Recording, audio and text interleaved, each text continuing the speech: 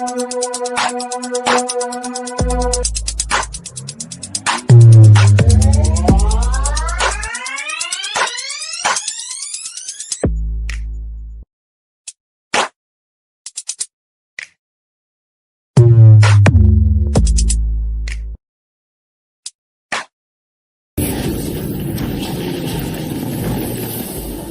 are listening to Peak One Sports. Oh, look, just in time. Chris jumping on. I didn't even notice you came in, man. What's going on, Chris? I cannot hear you guys, man. We can hear you, so you hear me? We can. Yeah, Roger, Chris. 1 second. Let me get out of here and get back in. I can hear you I now. miss you guys, man. Hold on. Man. Well, while Chris is figuring that out, let's go ahead and jump into what we're going to be talking about today as Chris gets his technical difficulties figured out. We are the sports page. I know Dan's usually running this show. He has conflicting schedules now, so as he figures out what he's going to do about that, I'm going to jump in and fill in for Dan. We got Ross from the Roscoe Fantasy Football Show joining us. Where you at, Ross? Well, tonight I'm a little closer to home. I ended up at Bombshells over in Grand Prairie, and they were kind enough to let me enjoy the patio to myself. So I feel pretty VIP, but it's just such a beautiful night out, man. And so I was like, I'm going to get out and sit outside. That's cool. I always like watching people watching on your show. Of course, I love listening to your fantasy football insight, but it's fun looking at the people. They're kind of glancing at the camera, maybe not knowing exactly what's happening, but they're just kind of staring. And then there's some people that just full on stare. And it's like, I wonder what I guess they don't realize they're live. They don't care. But it's always pretty fun. But of course, we don't have that distraction tonight. Well, it's not far away. I am sitting directly next to the window at the front desk, and about half of the staff is standing up there wondering what I'm doing. But, we'll see if anyone comes over with anything, maybe I'll get a little snack or something. Yeah, if anybody is listening, we'll go ahead and throw this out there. I'll go ahead and do the intro. If anybody's listening, however, whether live on our YouTube page, live on our Facebook page, you may be listening later on whatever podcast platform you listen on. We're on all of them. Or tonight, for the first night for the sports page, we did it last week with the lead off. We are live on the Coach's Box YouTube channel as well. But if anybody is listening, they're a manager, owner of restaurants, let us know. We can, Ross doesn't mind jumping out there. I love showing up. It's the coolest, man. You get to get into the, the different places and kind of, meet people and find out kind of the culture, and then getting to tell people about it is my favorite part. And so, if you're watching, make sure you comment. Let us know where you're watching from.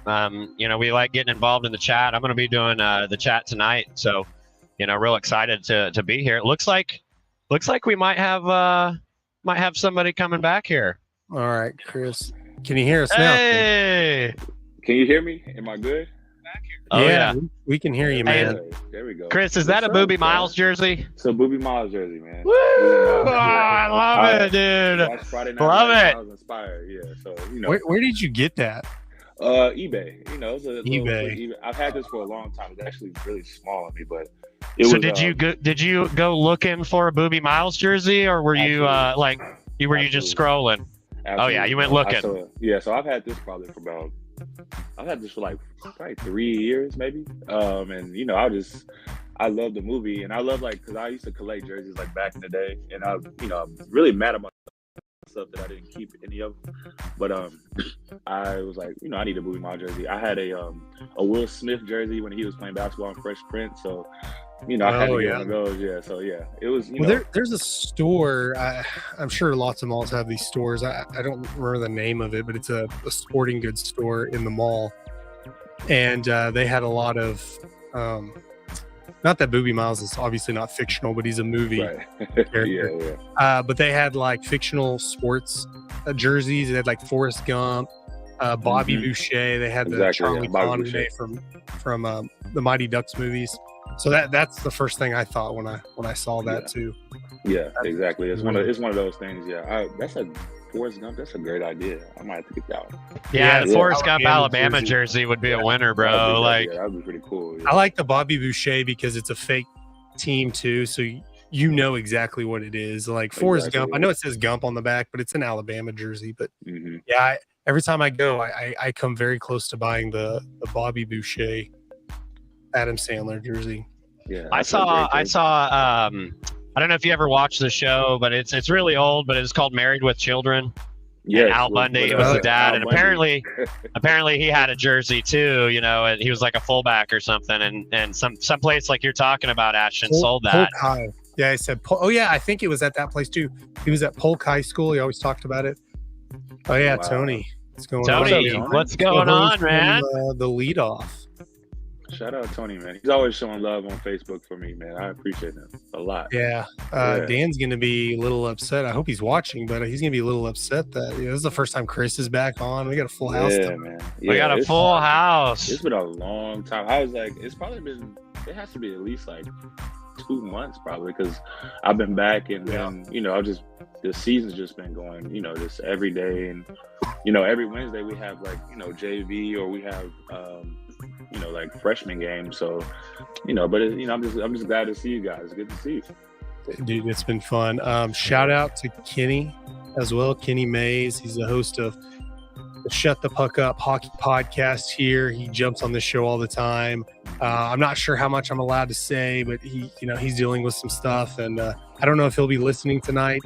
We're possibly going to have him on, but he's going through some things. So shout out Kenny. Get well soon. Okay, man. Yes. Before we jump in here, because I know you are itching to talk Cowboys, we got to though. First, don't bet with your gut. Check out Betalytics and get help making your picks using their AI algorithms. Use promo code PEAK1 for 25% off when you sign up today. Go to Betalytics.com to start betting smarter. All right, we got the Cowboys coming off the bye week. It was kind of nice to be able to just rant a little bit. If you go back and listen to the leadoff last Saturday, me and Tony really ranted. We didn't have to preview a game.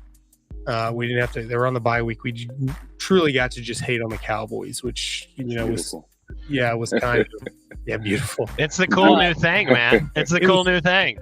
It was therapeutic to get some of that out there. Now because now it's just kind of comical. It's you kind of hate it. It's like you almost cheer against them because you don't want Jerry Jones in the front office to be right, because it's full on. It's not even hate for the Cowboys as much from Cowboys fans. It's all being diluted to or diverted to Jerry Jones. A lot of crap, but they're coming off a bye week, a terrible performance against Detroit. They're facing the 49ers in Sunday Night Football this week. Although San Francisco is not looking all that good. This year, they're 3-4. Of course, a lot of injuries. Christian McCaffrey on IR. George Kittle is questionable. Brandon Ayuk out for a while with his knee injury. Deebo Samuel questionable with an illness. In fact, Chris, I think you'll find this hilarious with your wide receiver background. The 49ers' healthiest wide receiver right now is rookie Pearsall, who was shot in the chest 2 months ago. Wow, man. Jeez. That's unbelievable to think about it like that. So we have a chance. He has. No, I'm not saying they have a chance. Even Brock Purdy hasn't looked good, but when all your receivers are out, how good can you look? 9 touchdowns, 7 interception ratio through 7 games. I guess that's the most positive thing you can think of, Chris, is we have a chance, right? Yeah. Man, it's been a rough year. And in 3-3, like, I feel like this is the worst. I feel like 3-3. It just feels like we're like 0-6. Like it does. It feels like we have a losing record. In reality, we have a better record than the 49ers technically on paper. But it's like, man, like it's just like I don't even want to watch them almost. But I'm gonna watch, obviously.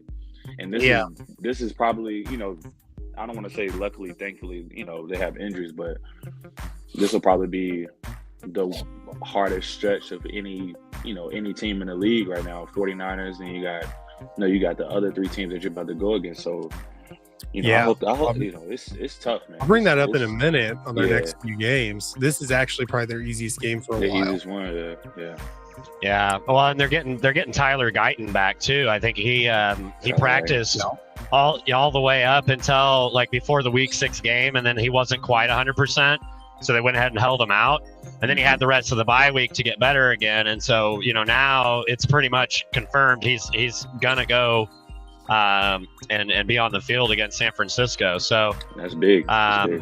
yeah, man. And Mike McCarthy, he's given him the green light and said, it was a setback, but he's ready to go. He'll be a full participant in practice. I look for him to jump back in there. So I'm excited about Tyler Guyton. I was, when some of those Cowboys picks in the draft that have been offensive linemen, we've made some really good hits. And then, the majority of them aren't. But I really like the Tyler Guyton pick, and I'm glad he's going to be back there kind of trying to help out Dak. I think sorry, Rossi. I think they've been to your point. They've been so good at picking those offensive linemen that Tyler Guyton struggled some this year. That we kind of expected him to come out and just be dominant, and he's been pretty good. I mean, for rookie, he's been really good. He has those rookie struggles, holding penalties. It's going to happen, but I think you just get on a streak of landing on these first round offensive linemen that you're kind of like it's a miss just because he struggled a little bit. But no, I mean anything to help out this offensive line, right? Oh yeah. A couple of more injury news for the Cowboys. Micah Parsons is questionable. I expect he's going to play. Yeah. This I don't. You don't. No, I mean, no. I think that they're looking. I think the Cowboys are looking at this game at San Francisco as like the perfect opportunity for a revenge game. And I think that they feel like they're not going to have to play as hard to win this one as they would have, obviously, in previous years that they've lost. I expect Micah to be out this week, but that's just a personal thing. More of a game management, Demarion Overshone is kind of doing pretty good. I know he just came out and said that, the Cowboys are not going to be using injuries as an excuse, to not get better. And so they're really looking for Demarion to step up. And I think this is a great opportunity, for Micah to go ahead and sit one more week just to make sure he's 100%, give Demarion Overshone a chance to shine, and most likely get a win. I think anybody could be scared of for the 49ers, and especially the way Greg Kittle plays against the Cowboys. Everyone, all of them. Yeah, but they're all gone, and so I'm like, okay, that's so, true. Let's double team Kittle the best we can, and then shut down the run game, Yeah. I mean, I think that's what I think. Yeah. I think we should man coverage, I know our secondary, the defense has struggled a little bit, but man coverage, put the pressure on Brock Purdy, make him make a throw, and then the offense just has to go and score. They have to go score the ball, and that's just really, honestly, in reality, on paper, we should win the game. I think it's just the looming. I can't remember the last time we beat the 49ers, and so it's kind of like a looming thing, they have our number regardless of who's on the field. So. But yeah, man, I hope, because we beat a good Steelers team. I feel like, so there's highs and there's lows. I know Mike is out, or he could possibly play, but I feel a little optimistic. Maybe that's just me being a homer, me being a Cowboys fan. Yeah, the offense definitely has to get going. I mean, you can say what you want about the defense and injuries, but you put DeMarcus Lawrence, Deron Bland, and Micah Parsons back in that game, and I don't think, it was it 46-9? You put those three guys back, and the defense goes from 46 points to less than 9. No, it doesn't matter. Sure, it's an excuse, it's a reason, but it doesn't matter if you can't score more than 9 points. If you can't score a touchdown, and you have, it doesn't matter what your defense does. Dak and CD on the same page. And also throwing it out there. I can't figure that out. Oh, I'm sorry, man. I was just going to throw it out there. That game that they got 9 points, right? Now they're talking like Brandon Aubrey. He's still not practicing. So well, he missed practice for jury duty, right? Jury duty. Yeah. Is that right? Yeah. I never heard that. It's ridiculous. I saw the missed practice. I was like, what if it goes to trial? Jury I duty. mean, I guess he'd be fine for Sunday. I don't know when the Cowboys play on Monday night. I guess he he's can on still make it, but I guess. Okay, so you guys are right. It was a jury duty thing. What I read was that his status for Thursday and Friday is unclear, and so obviously that's because I guess he's still doing jury duty. But one of those things, like, oh, hey Ronald, what's up, dude? Checking us out from Midlothian. Good to have you. Yeah. Let us know in the chat, by the way, Ronald. Do you think the Cowboys are going to win against the 49ers, or is it going to be another week of Cowboys woes? Let us know. I think it's going to be an ugly game. An ugly 17-13 win or something like. It's going to be like something like that, I feel. Yeah, I have the game 21-16 in favor of San Francisco. I do think it's going to be. I mean, this is what the Cowboys do against San Francisco, right? They play up to them or down to them. They lose. When you look back on it, it looks like, well, just one play could have changed the game. I have it strategically that 16 points because it's one touchdown the Cowboys score, and Aubrey kicks 3 field goals. 3 field goals. If he plays, if he's still on jury duty.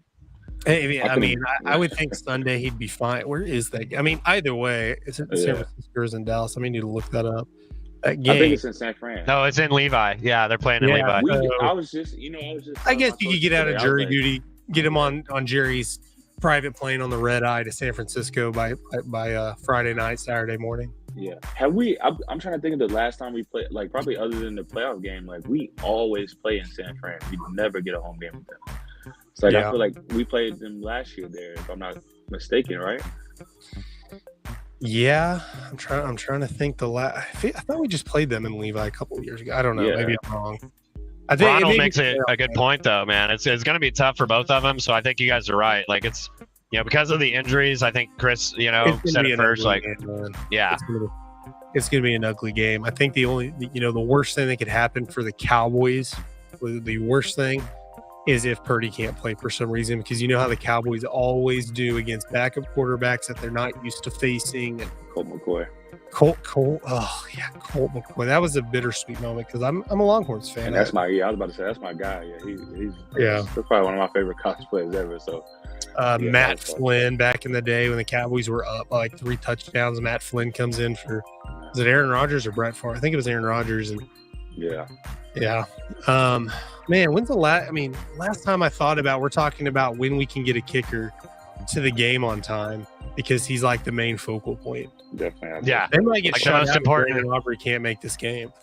He's like the most important part of the roster, even though you're paying Dak, Like, yeah, we talked about it on the leadoff. I can't remember the numbers off the top of my head, but Brandon Aubrey has nearly half the points scored for the Cowboys this season. Yeah. Almost. Yeah. That's nuts.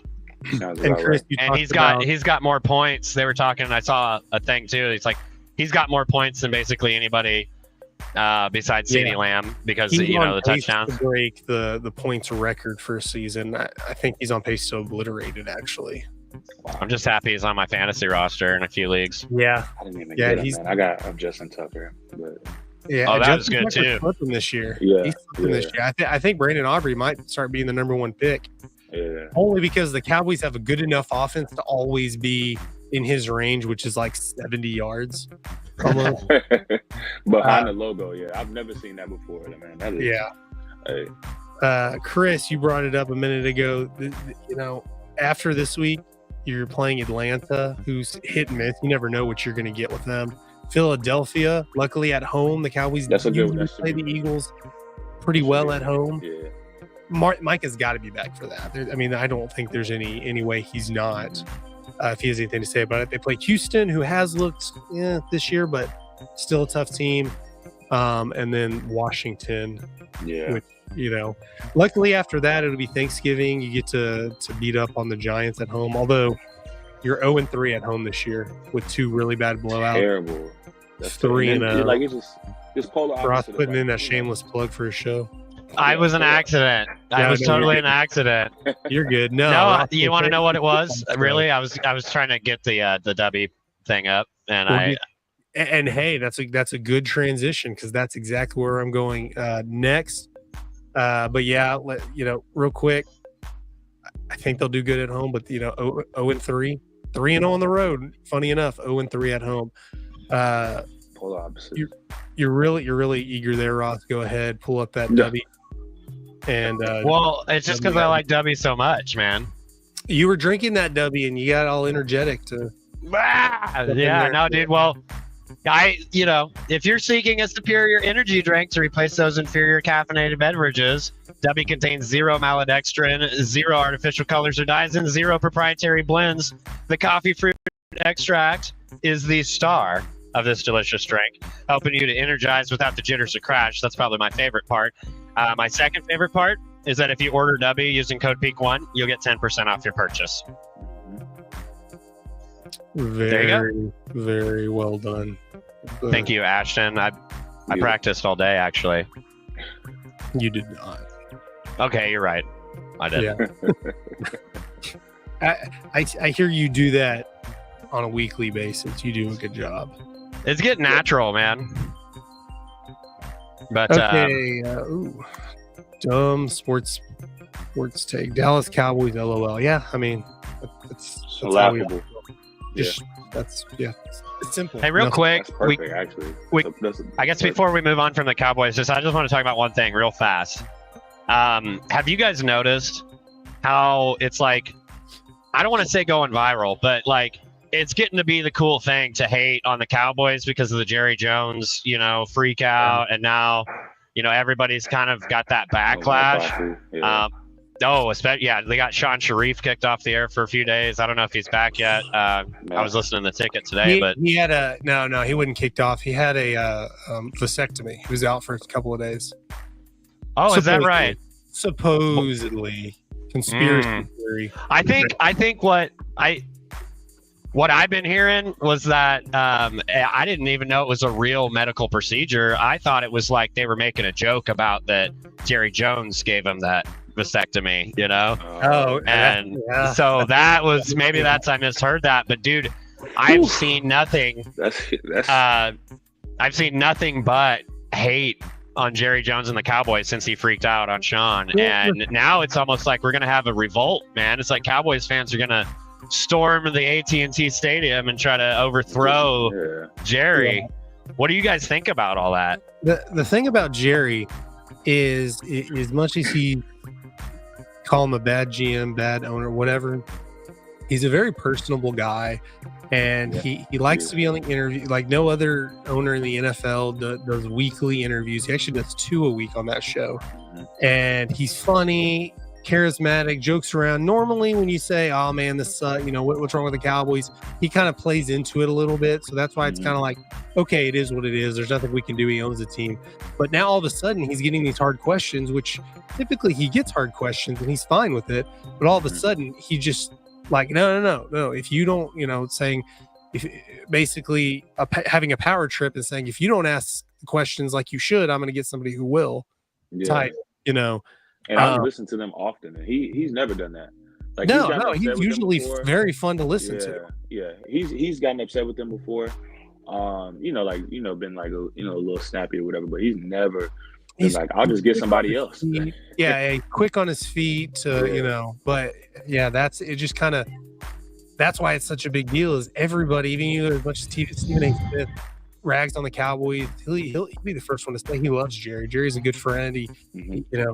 He's ridden on his helicopter or whatever, but it's just everybody for good reason. It was kind of it wasn't very divisive. Everybody was against Jerry Jones and what happened. Yeah, it's tough. It's a tough stretch, and the thing is, there's 3-3 still, but it's almost like you don't really see. It's almost like the window is kind of closed. You know what I'm saying? I don't want to say that window is closed, but I feel like their chances of winning the Super Bowl, like last year probably was their best chance. The year before last was a good chance, and now it's kind of like I don't really see them beating, the top teams in the NFC. Usually their performance doesn't match the expectations, because usually we're down on them, they have a good season. We get up on them, they disappoint us, and they're just back and forth. But after the loss in the playoffs last year, the all-in comment, the lack of off-season moves, we're all calling for it. Like, what are you doing? And then we're just Not getting Derrick Henry. not getting Derrick Henry, everything getting nullified into, or just really backing up our idea of like, yeah, you blew out the Browns, but it was a pretty ugly game, and the Browns we thought the Browns might be decent this year, but they're terrible. And it's just kind of like everything we said was correct. He can say to Sean Sharif, well, if you know what you're doing, you're smarter than all the other GMs because we can't fit, none of us are claiming to be good GMs, but we called this. We said Ezekiel Elliott's not going to work as your, one of your 3 backup running backs. This offense isn't going to work. This defense, you need, everything we said is coming to fruition. Not that we're smart. It doesn't take us to be smart or intelligent or even know football to look at this and say, you succeeded last year. We saw what went well, but now that that's not working, you don't have the best receiver in the league because Dak and CD are kind of, for whatever's wrong. I don't know. It's just something they need to figure out. They're just not on the same page. It's like, we called this, man. And you kept telling, don't worry, we got it, whatever. And no, we are worried. Now, to Chris's point, this has got to be the most angered 3-3 fan base in a long time. I can't remember the last time the Cowboys were 3-3 and we were just ready to kick, you normally were like, oh man, this team sucks, mediocre again, but it's way worse than that now. It feels a little different. Yeah, it feels a little different. I also feel like the Cowboys fan base is very critical. So it's like any loss that the Cowboys take, the fan base is like, well, that's it. That's the year. It's over. We suck. When you get blown out in 3 games. Yeah. I don't care what Gary says about the Ravens. You got blown out and they just stopped playing defense. But yeah. It's like the way we lose. Like we're taking like college score losses. Like it's your last really 4 home games, going back to that Packers playoff game, you had at some point were trailing about 28, about 4 touchdowns. Yeah, I'm thinking over 20. It's got to be over 20 points. Yeah, I think it's 4 but touchdowns. For sure, double digits. Yeah. And then you come back against the Ravens. Who cares? I'm glad that didn't happen. I was praying like, don't come back and lose by 6 points or something, just so Jerry can, Okay, from one disgruntled franchise that holds high expectations to 2 less disgruntled franchises that hold a lot of high expectations. We have the World Series. And go ahead. Most of America is going to barf at this, but Game 1 Friday, Dodgers Stadium, Yankees versus Dodgers. MLB got what they wanted. Real quick. Yeah. Dodgers related, former Dodgers pitcher and broadcaster Fernando Valenzuela passed away at the age of 63. Fernando Mania, as he was known, came into baseball in the 80s as a 20-year-old rookie sensation, starting 8-0 and having a .50 ERA, winning both the NL Rookie of the Year and the Cy Young that year. Venezuela pitched for 17 Major League seasons, was a 6-time All-Star, and had the most wins and strikeouts of any Mexican-born pitcher. He also spent 22 years as a Spanish-language broadcaster for the Dodgers. His number 34 was retired by the organization in 2003. Just a little tidbit. They did a really good 30 for 30 on him. I had no idea who he was. Obviously, a little bit before my time in the 80s, a little bit into the 90s. But Dodgers legend passed away. It didn't say what he passed. I didn't do a whole lot of research, but the article I read didn't say what he passed away from. But 63 is really young. Yeah. Passing away. Okay. Yankees, Dodgers. Garrett Cole will get the start for the Yankees, facing Jack Flaherty for the Dodgers. Of course, a lot of people hate this matchup. This is truly a heavyweight matchup if there ever was one. The 2 biggest MLB franchises, the 2 biggest media markets, 2 of the most hated teams in all of sport, baseball, and the top 2 teams in each league. This is a star-studded series. First time since 1976 that 2 MVPs and the top 2 AL and NL winning teams will face off in the World Series. Wow. That's amazing. That's crazy. These guys have a lot of it is. They have a lot of history, though. I mean, playing each other in the World Series. I mean, first time was 41. played again 5 times. The most common playoff matchup in history. Yeah, dude. And, Yeah, 5. No, go ahead. Finish your point. Oh, well, I was just going to read the thing about Yeah, go all ahead. the times that they've met in the World Series.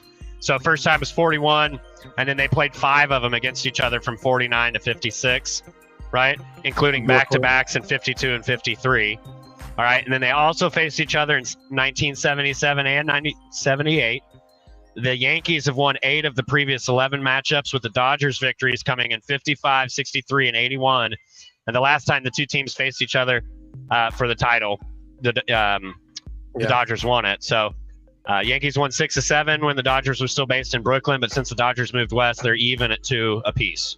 So little history there. Yeah, and I'm the first one to knock the Yankees. Like, 27 World Series, but you won a lot of them when there were like 8 teams in the league or whatever. I don't know if there were only 8 teams, but they were always facing the New York Giants and then the Brooklyn Dodgers. You know, those were the good teams back then. These 2 historic franchises. This is exactly what MLB wanted. Regardless if you like the teams or not, if you're a baseball fan, you're going to watch them. I'm going to watch these. I don't particularly hate either. I mean, I'm not a fan of either, either franchise. I did hate the Yankees a lot more until the Rangers finally beat them in the playoffs for the World Series in 2010. So it's kind of less villainous as they are. Kind of like the Heat with the Mavericks. Exactly. The Mavericks finally, So I'm kind of excited. It's, I think, is it the World Series that gets still on Fox? I think it's on Fox, I think they're gonna overdo it. It's just gonna throw in our face how historic this is. But you have a lot of Hall of Famers. It's at least 6 future Hall of Famers, if not more. Shohei Ohtani starting to get things rolling. He had a slow start to the playoffs. He has 6 hits in his last 4 games, including 2 home runs. Aaron Judge trying to get on a streak as well. Not a whole lot of power. He didn't have a lot of home runs this season. Let's see. Juan Soto. He looked good in the clinching game over the Guardians where he had 3 hits, and he's also homered in his last 2 games. And Mookie Betts definitely needs to get off to a good start in this series. He's on a 4-game hit streak, including a 4-hit game in Game 4 of the NLCS. So a lot of star power. I think everybody, even if you don't like these teams, I think deep down you want this to be a 6-7 game series because I think setting up for an all-time historic series. And you want Aaron Judge and Juan Soto and Shohei Ohtani to have really good historic moments. You don't want them to struggle. You don't want these games to be blowouts. Honestly, baseball hasn't had one of these much. I'm a Rangers fan, but Rangers Diamondbacks just doesn't do it for you unless you're a Rangers or Diamondbacks fan. I mean, like I said, I don't like these teams at all, but I'm going to watch every single game. Yeah, it's like one of those games you play on MLB The Show. It's like this is the matchup you want. Yeah, just like or like when you get a Madden franchise and you do the redraft and now you just are loaded with studs for no reason. Yeah. It's just one of those games, and it's I went to the Yankees Rangers game, and Yankees fans took completely over Globe Life, and I didn't realize how many Yankees fans there were because I've only been to like probably one other Yankees Rangers game, and this was whenever they had A-Rod, but. Yeah, this the 2 biggest, most popular franchises in the league. I honestly can't wait because honestly, they it's probably the battle of the 2 best players in the league. Excluding Bobby Witt. But yeah, this is just one of those, I guess, dream matchups. Like I hate both teams, but it's almost like watching the Celtics and the Lakers. It's like one of those things. So, I can't wait. I just want to I want it to be kind of like a high scoring, but it's probably not going to be that. But I can't wait. Yeah. Hey, so here's a question, boys. Without looking, what do you think? What's the over/under on how much the least expensive ticket to game one is? What's your over under, Chris? The game one. Over under. You mean all right? So like a cheap seat, like a nosebleed. Yeah, dude, like the least expensive ticket that you could get. What do you think it costs? I'm gonna go like $850, $900. Oh, Okay. wow. I was gonna go 500. What about you? 500. So per CBS News, as of Monday, the least expensive ticket that they could find was about $2,000 for seats in the upper deck and right field, to over $37,000 to sit right behind home plate before taxes and fees. $7,000. So we have got, I mean, the people sitting right behind home plate, we have to know who they are probably. Just because they have to be so rich to. Yeah. Man. Yeah, and that could be kind of planned out too. I mean, right? Think about, you're in New York City, you've got like one of the biggest franchises, so much money involved. You're going to want celebrities on the TV when you're, throwing the ball or when they're showing that behind the game. The game's in Los Angeles. They're going to pan the crowd and find LeBron James is going to be on one of the games.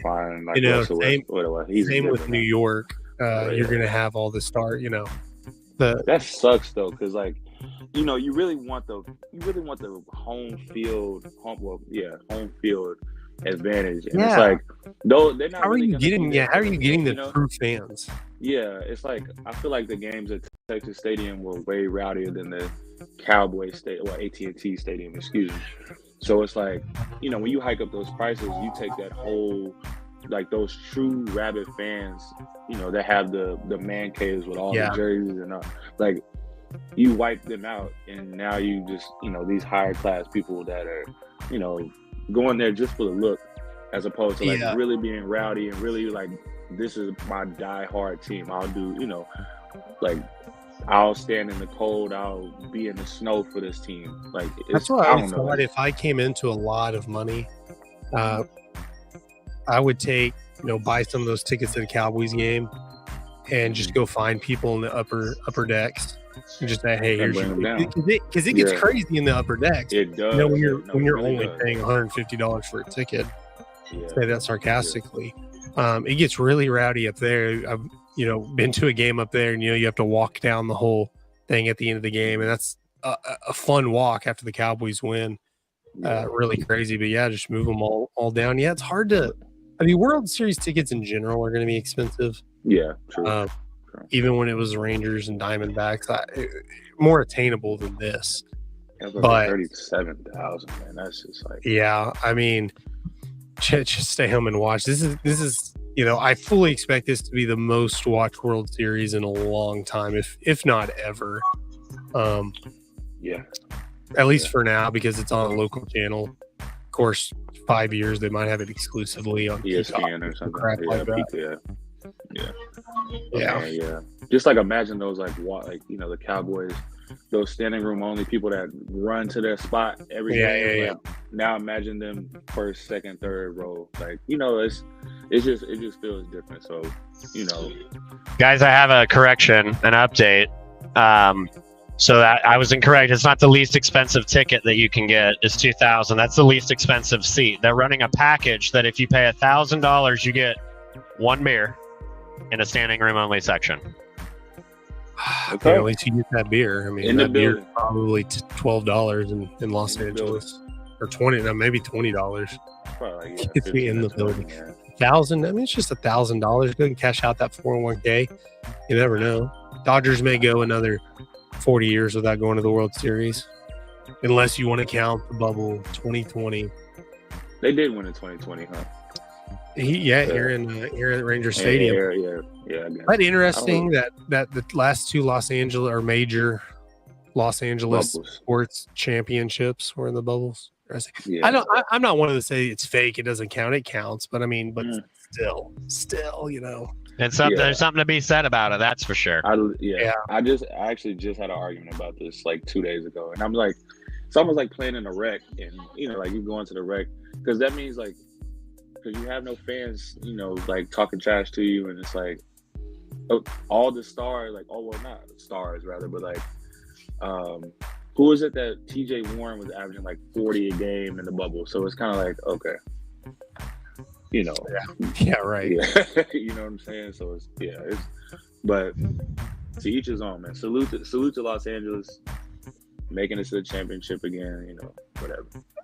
Shout out to Jonathan Mathis, aka the Sports Judge. He big in social media, has a YouTube page called the Sports Judge. Real big into the Dodgers. Trying to get him on the show. Schedules didn't quite mesh up, but he did tell me that he is taking the Dodgers in 7. Mainly, the key is their bullpen. That's what's going to get it done from the unsung heroes of this star-studded World Series. He thinks is going to be the bullpen, and he thinks this series goes 7 games. That'd be historic. But shout out Jonathan. Thanks for the effort. Jonathan Mathis, the Sports Judge. We've been trying to collaborate for when the Mavs were in the NBA Finals. He was trying to get me on his show. Our schedules just haven't meshed up. Eventually, we're gonna be able to collaborate. Sports Judge, Peak One Sports. But shout out to him. All right. Before we get to the Mavericks, you can say goodbye to unruly behavior and hello to a well-mannered pup. The Dapper Dog Academy. Thank you, Ross. You're just right. Yes, there. sir. And call you Producer Ross tonight. Producer Ross. I'm trying, man. I'm learning. The Dapper Dog Academy stands out as a top-notch canine training institute located in Cleburne and serving the DFW Metroplex. Contact Korri and the Dapper Dog Academy on Facebook or call and schedule a consultation today. All the info is in the description box below, as well as all of our other sponsors. All right, guys. Most of the NBA in action tonight. Yesterday we had Celtics-Knicks tip-off regular season. The Lakers and T-Wolves played with Bronny James getting a couple of minutes. LeBron and Bronny becoming the first ever father-son duo to share an NBA court in a regular season game. Any thoughts on that, guys? I'm going to call BS on that. I think it's cool history, man. I mean, and as a dad, right? I mean, I'm sure any dad out there could appreciate, I mean, your son coming in to do what you do and kind of that legacy idea. I think what's making it, kind of the joke is that it doesn't seem like, if his dad wasn't LeBron, he might not have been drafted or, for sure. I mean, LeBron strong-armed his way. It's fine. I feel bad for Bronny. I don't hate Bronny anyway that he's in this situation. I don't think he can't. Go ahead. He can't play. You can't really blame him because I mean, you're born into your dad being LeBron James, so it's kind of I think he would have eventually been drafted. Probably give him a few years, but he just wasn't ready. But LeBron wanted that moment, and he strong-armed his way into making this happen. But I mean, it is what it is. It happened. I mean, Bronny's good enough to, I guess, be in the NBA. It's I don't think he should have been drafted, at least not this year. Like I said, give a couple of years. He's not the worst player in the NBA. I don't think. I mean, I guess I'm not that in tune with the NBA to be able. We have list off 10 players worse than Bronny James, but Dwight Powell. Oh, yeah. Sorry, my bad. I didn't mean to say that. Dwight Powell's a great guy too. He's a great guy, though. Yeah, if it wasn't for his contract and just being the main center for the Dallas Mavericks for so many years, like he works as your third center. But when you're the starting center for most of the season and the playoffs come around and you don't really play at all, it says a lot. Shout out to Dwight Powell. Shout out to Dwight Powell, yeah. I like Bronny, though. I think he's really skilled. He can what I think they're going to try to make him, because he's undersized. He's like 6'2", 6'3". But I think he had, his upside, I think, is probably like a Drew Holiday, just a great defender, can knock down shots. I think that's his peak. I feel like I don't really foresee him being, a superstar like LeBron James level by any means. I'm not saying that he can't, because there are a lot of stars that just came out of nowhere and became a superstar. But you know, he can shoot the ball really well. You know, he's a great defender. He's probably one of the more athletic guards in the league, as far as like, you know, just getting up and dunking the ball, being explosive. So I just think it was just like, you know, you average 4 points in college, like you're not getting opening night minutes. You know what I'm saying? Yeah. But, you know, it's LeBron James. Oh, yeah. It's, you know, LeBron James Jr. So I don't want to take anything from him. That was, like Ross said, that's just a great moment. It was just one of the, you know, King Griffey and King Griffey Jr. on the sideline watching. Like that was dope. It was an amazing moment. Yeah, I mean, unfortunately for Bronny, because of who his dad is, it's going to be, you know, I don't think most people are going to look at his career as positive, no matter what he does, because he almost has to have a Hall of Fame type career to really live up to that name. When in general, you know, he could have a pretty decent career, like you said. If he, you know, you don't look at Drew Holiday and be like, man, what a terrible career. But if his name is some, you know, whatever, I don't know Michael Jordan's kids' names, but if his name is something Marcus, Marcus Jordan or something, like, oh man, he kind of disappointed, didn't he? But and then, you know, something else to consider too is that concept of like, oh, his dad was good, he might be good. So we're seeing it in the NFL right now with Marvin Harrison Jr., right? Yeah. You know, everybody's excited about that genetic talent that might get passed down. So, you know, I'm with Chris, man. Like I said, I just think it's cool, man. And I would do the same thing if I was LeBron. Just to have that, you know, just to have that. Yeah, exactly. I would too. Nepotism never looks like a good idea with somebody else, but when it's your kid, you're for sure go. I mean, I know a lot of people will be like, no, I'm going to make my kid work for it, but you love your kid more than other kids, right? You know, exactly. Especially in the league too. Put them in, and not that Bronny hasn't worked his ass off and worked hard. He's probably worked harder at basketball than I've ever worked hard at anything in my life. So it's not like I can say, oh, he doesn't deserve it. Now you can make an argument like, well, that one guy that didn't get drafted, does he deserve it more than Bronny? Whatever. That's an argument you can make. Yeah. No, yeah. He's a solid player. It's just like I'm a holdout, or like I'm gonna go overseas if I don't play with the Lakers, and it's just, you know, but it's a cool thing, especially like, you know, the Nike commercial that they had. It was like that was funny, like, you know, that was really cool. So you know, I've up and down on LeBron my whole career, as far as like I love him, then you know, I hated him when he was with the Heat. I always kind of like thought he was kind of I don't know, he's just a little annoying to me, but like, you know, he's obviously one of the 3-4 greatest players ever. So for him to have his son, with him, like that's just, you know, that's amazing. Yeah, you're a realist. I mean, even though sometimes you don't like him, you're not going to be a troll and do a bit and be like, I have LeBron maybe in the top 10. Like, no, LeBron's one of the best, best ever. Top 3. Yeah, at this point, you kind of just have to accept it, right? I'm always going to say Jordan's better. Me too. His career says so. I would say Jordan's better too. But the fact that we had that conversation is the fact that is a conversation shows how good LeBron James doesn't suck.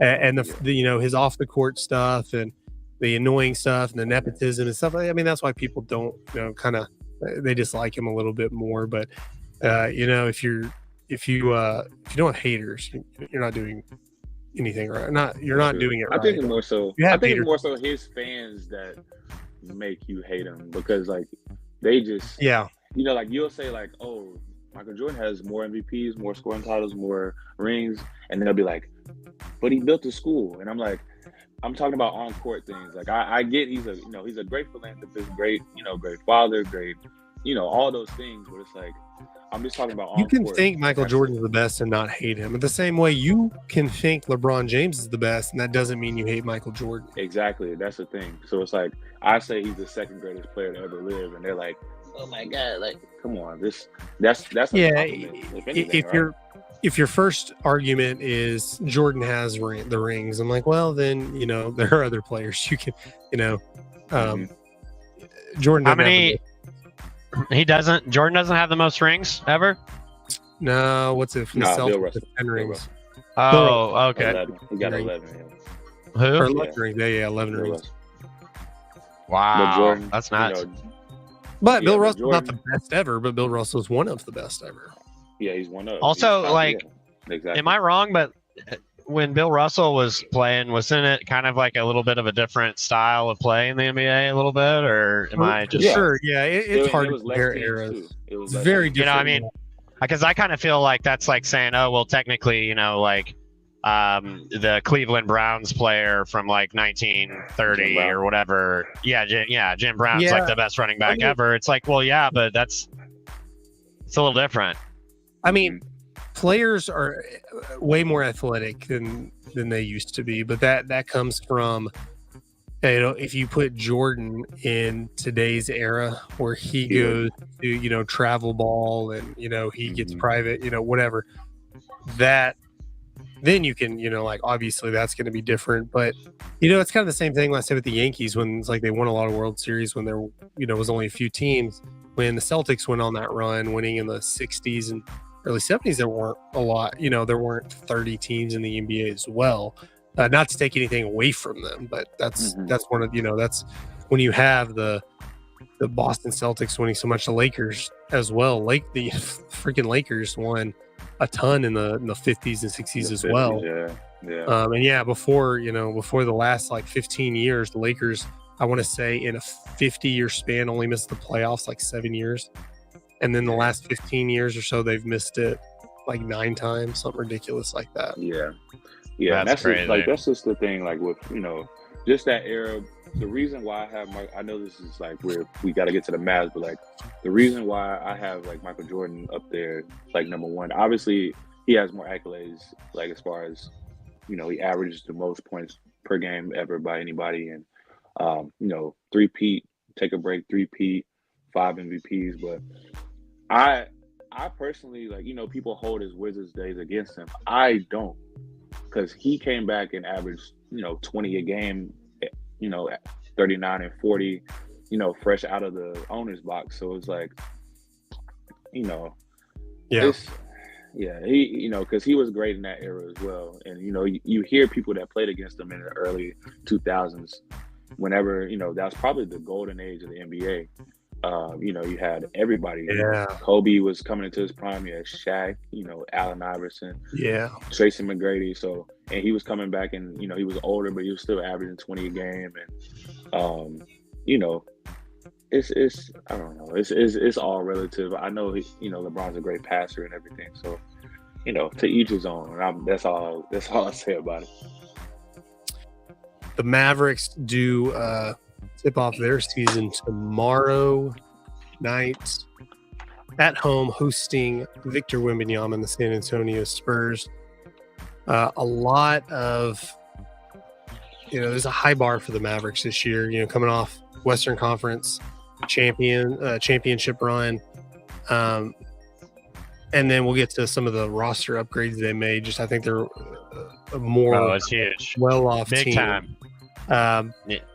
Luka MVP, what are y'all's thoughts? He's obviously, most outlets have him as the favorite to win, with Joker the favorite in other outlets. Is this Luka's year? I think last year it looked like it. I think he should have won last year. I'm not mad that Joker won it. I'm mad that Luka was third. Yeah. And then he went and destroyed the Thunder, and then you're like, well, Shane Gillis shouldn't have been Alexander shouldn't have been second. But I think Joker did have an MVP season last year, but I think there's something to be said for Luka should have won it. Definitely. Yeah. He was clearly the best player in the league, and he won. I mean, he even won best NBA player. He won the ESPY for it, so it's like, and the ESPY is given after the playoffs. Yeah, and that's true. MVP is in season in season award. You're not allowed to, but I mean, if you include the playoffs, I don't think anyone doubts that Luka should have been MVP. Yeah, with and the even top his NBA, 3 being all Western Conference players. Yeah, scoring title. I feel like the run that they made to get to that position, because they were struggling for a little bit last year too. Yeah. And the run that they made, and I think the 73 points against the Hawks did it for me. Obviously, I'm a Luka fan and I'm a Mavs fan, but just seeing that and how efficient it was, and just his run that he went on, 30-point triple doubles, things like 6 straight games or something like that. So, it was. I don't know, man. It was. I like Jokic. He's a great player, one of the best in the league. But, as a guard, I feel like it just looks better for me. And just how much Luka does and how much he carries. He averages, 30-something, 9 and 9. Or, so it's kind of, I don't know. I don't know what they're really looking for, but I think this is his year. I think it's his turn, actually. Because, it was Embiid's turn. It was Jokic's turn. So I think it's Luka's turn now. Yeah, and that's a little why I'm surprised that Joker won it last year is he had just came off of winning it 3 times in a row, But yeah, last year the Mavericks, I think people were saying 5th, 6th best, 6th seed at best. Obviously, they have terrible defense. Make a couple of roster moves at the trade deadline. All of a sudden, I want to say the last 15 games or so, they had probably the best defense in the league, and that's obviously something Luka doesn't really play defense at, but a lot of roster upgrades. Obviously, Klay Thompson, adding him. Injury concern, obviously there. He's older, but with the way Luka plays, just sit him out there on the 3-pointer, perfect on the 3-point line. Just let him get it there. Luka can help his. To me, it's like an upgrade at 3-point shooting over Tim Hardaway Jr., but he has the consistency. Parting ways with Tim Hardaway Jr., I think, was a really good move because THJ might go for 30 points, but he's also going to go 6-7 games in a row scoring less than 10. It's not consistent. So I think it's a more consistent version. More consistent version of Tim Hardaway Jr. Plus, you get a little defense from Klay Thompson. That's obviously something that helps the Mavericks. Quentin Grimes, a good 3-and-D player.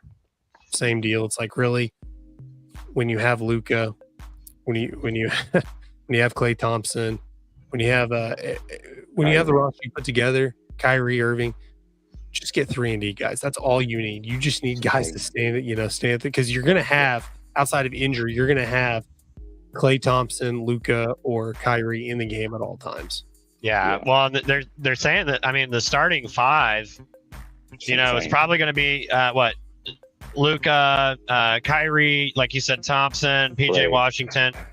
Yeah, then maybe Derek Lively or Daniel Gafford. Yeah. And they're saying that's one of the most talented as far as the starting 5.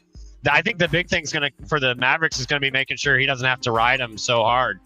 Yeah. Excuse me. But I'm nervous about, like what you were saying, Ashton, about some of the upgrades. We talked about some of the upgrades to the Mavericks. I'm excited. We were going to talk about some of the upgrades that the Spurs made, and one of them you got to kind of wonder about is Harrison Barnes. He's a former Maverick. Hey, doing good. Sorry. One of them to kind of worry about, I guess, might be Harrison Barnes. I mean, he's pretty decent, but also he's a former Maverick, and so I wonder if there's going to be any of that. It's like football, right? Like when you trade the player, but then Chris Paul, they brought Chris Paul in, and to try to help out Wembanyama. I think the team is way different than when Harrison Barnes was there. Yeah, and I think Luka is just. Yeah, I think Luka is just he plays the game at his own pace, and I feel like I do believe he's the best player in the league. I understand Chris Paul he's a veteran, and he'll be throwing lobs to Victor, and Harrison Barnes is a solid role player, but he was with the Kings, and the Mavs were still beating them, and I just think this team is kind of built perfectly, honestly, for Luka, as opposed to just taking out Derrick Jones and putting in Klay. I think past seasons this has been a very top heavy team. Mhm. Not that they're not pretty top heavy now, but they, Luka and Kyrie or whoever they try to bring in, you throw Klay Thompson in there if you still believe he's a superstar. But less of role players. And now, like a lot of the guys we've already mentioned, I'll throw in Najee Marshall. He's a good spark plug for that team. Spencer Dinwiddie. I think there's a lot of those role players that are really going to help out. Any thoughts before we go? I like to keep a tight schedule. Yeah. Any predictions you want to throw out? Anything else you want to say about the Mavericks? I think they'll go to Western Conference Finals this year. I'm gonna just leave it at that. I think they'll get there, and then whatever happens there happens. But looking at Minnesota and how I think they regressed a lot. I do too. Yeah. So the Thunder, I feel like they're better than the Thunder still. So we'll see. The Lakers look. What are your thoughts on the Nuggets? I think the Nuggets are still number one in the West right now. I think they're the best team in the West. Yeah. Even if they finish like last year, they finished third seed, second seed, whatever. I still think that's the team you don't want to play. You want to try to avoid like you did last year. Like I'm not worried about I'm not worried about Minnesota. Not really worried about Oklahoma City, although they've gotten a little bit better. Memphis, I don't know. Maybe they jump back into it. The Lakers are good. The Lakers. If Anthony Davis can stay healthy, I think the Lakers are really good. Yeah, so we'll see. All right, guys. Well, thank you to everybody watching this episode of the Sports Page. Hopefully, Dan can be back pretty soon. However, you're listening, YouTube, on the Coach's Box, on Facebook, or later on Facebook platform. Thank you for listening and supporting our network. Be sure, let's see what else we got. We got hockey podcast, Shut the Puck Up, might be on. I know Kenny's dealing with some stuff that might be on tomorrow. We have the leadoff Saturday, and then Tuesday, Roscoe Fantasy Football Show with Ross Bates right there. And we have Friday Night Football this week. Oh, yeah. It's going to be a good one this week. At Eagle Mountain High School, they're facing the Bridgeport Bulls. So check us out for some Texas high school football on Friday night. So then, guys, pleasure talking to everybody being back on. It was fun. It's been a while since as always. Yeah, man. Great seeing you guys. All right, guys. See y'all later. All right, we'll see you guys.